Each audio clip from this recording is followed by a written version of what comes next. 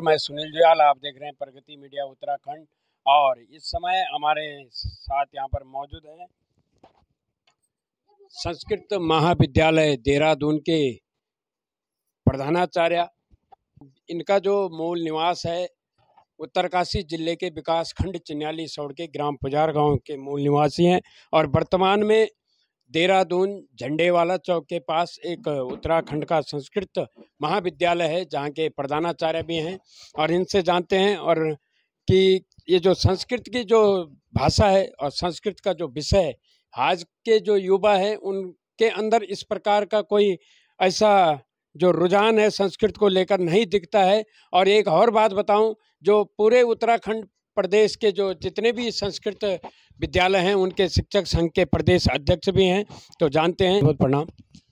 धन्यवाद आदरणीय जुयाल जी। और सबसे पहले तो मैं आपका और आपके चैनल का बहुत बहुत हृदय से अभिनंदन करता हूं। आपका जो ये चैनल है प्रगति मीडिया के नाम से, ये कम से कम आप इस सुदूर गांव में रह करके आपने संस्कृत जैसे विषय पे अपनी दृष्टि डाली, इसके लिए आप पहले तो बधाई के पात्र हैं। अब विषय आपने जो प्रश्न किया, मैं सीधे उस पर आता हूँ। आपने प्रश्न किया कि भाई आजकल संस्कृत को लेकर के युवाओं में जो रुझान है वो कम है, ज़्यादा है, और रोजगार की इसमें क्या संभावनाएं हैं। तो मैं आपसे कहूँगा कि आज पूरे देश के अंदर स्किल डेवलपमेंट की बात चल रही है, कुल मिला के कौशल विकास की बात हो रही है कि भाई शिक्षा में कौशल विकास होना चाहिए।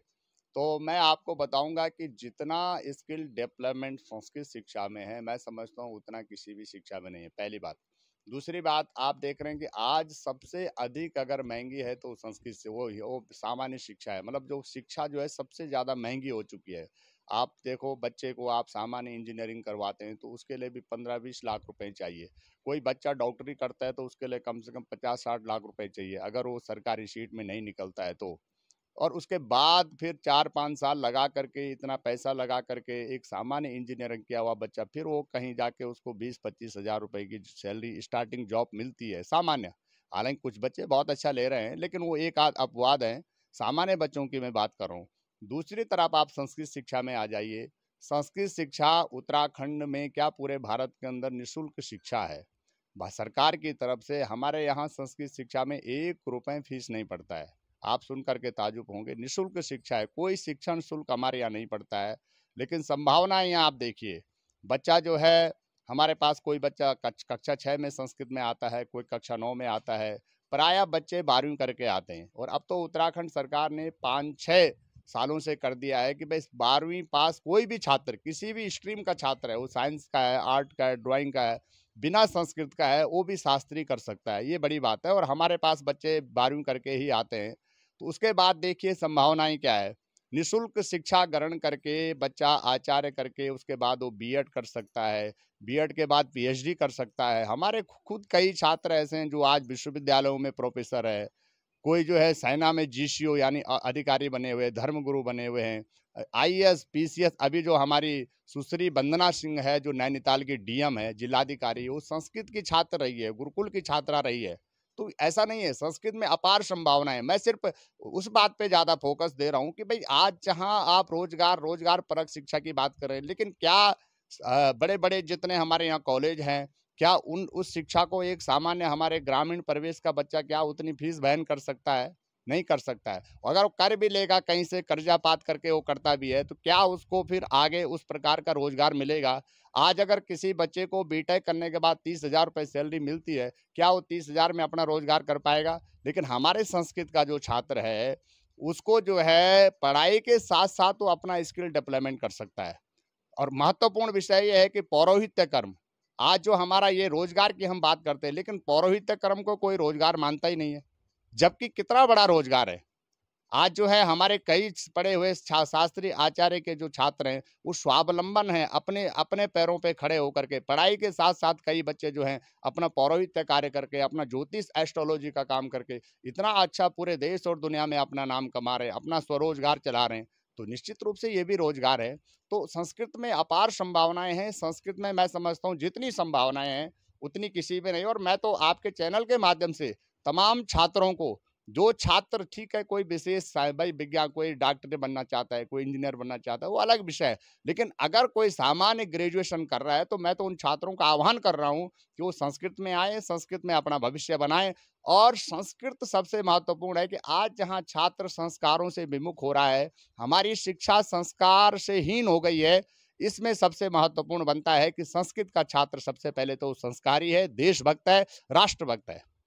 आचार्य जी, आपने अभी बात की जो किसी भी सब्जेक्ट से कोई भी छात्र अगर आपके विद्यालय में संस्कृत पढ़ने आता है तो जैसे कि उसने संस्कृत विषय पर कभी अपना ध्यान नहीं दिया तो क्या वो तालमेल बिठा पाएगा महाविद्यालय में आकर? बिठा पाएगा। और ये सरकार की पॉलिसी है, पिछले 5 साल से सरकार ने कर दिया है उत्तराखंड में। हमारा संस्कृत विश्वविद्यालय हरिद्वार में उसी से सारे महाविद्यालय एफिलेटेड है, हमारा महाविद्यालय भी उसी से एफिलेटेड है। तो उसके लिए क्या होता है कि जो बिना यानी साइंस ग्रुप का कोई बच्चा है वो शास्त्री करना है, और कई बच्चे हैं हमारे पास, कई गर्ल्स है, छात्राएं हैं जो 12वीं साइंस की हुई छात्राएं हैं, वो हमारे पास आ रही है। तो उसको क्या होता है कि जो प्रथम सेमेस्टर यानी सीबीसीएस पाठ्यक्रम है शास्त्री का, यानी बीए का जो पहला सेमेस्टर होता है, उसके साथ एक संस्कृत ग्रामर का एक अलग से पेपर होता है, उसको संस्कृत व्याकरण अलग से बच्चे को पढ़ाई जाती है, उसका जो पाठ्यक्रम है वो अन्य छात्रों से अलग होता है। तो निश्चित रूप से फिर वो बच्चा तैयार होकर के आगे जाता है और वो अपना भविष्य बनाता है। और तमाम संभावनाएं हैं, सरकार से लेकर के प्राइवेट से लेकर के तमाम संभावनाएं हैं। संस्कृत में इतनी संभावनाएं हैं, बस सिर्फ ये है कि सरकारों ने संस्कृत को थोड़ा उपेक्षित रखा हुआ है। जितना ध्यान संस्कृत पे देना चाहिए उतनी हमारी सरकारें नहीं दे रही है। जो ये संस्कृत से जुड़े हुए हैं, जैसे आप हैं, आचार्य हैं, और इस उत्तराखंड की बात करूं, देवभूमि है, यहाँ पर विभिन्न जो धर्मगुरु हैं, महात्मा हैं, कई हैं। तो जब ये लोग राजनीति के अगर बात करें, राजनीतिक क्षेत्र में जाते हैं तो इसका जो संस्कृत का जो आने वाला जो भविष्य है, जैसे हमारे युवा हैं तो वो इस प्रकार की सोच रखते हैं कि हाजी वहाँ जाओ, वो तो नेतागिरी करते हैं, जो बाबा लोग हैं राजनीति में आ गए हैं, तो इससे उनका थोड़ा सा मनमुटाव रहता है। तो आप जानना चाहिए संस्कृत वालों को जो ये धर्मगुरु के रूप में है। देखिए, बहुत अच्छा आपने, और बड़ा ये जटिल प्रश्न है जो आजकल के समसामयिक दृष्टि से इसको देखें तो बहुत अच्छा आपने प्रश्न किया है। देखो, राजनीति धर्म नीति से शुरू होती है।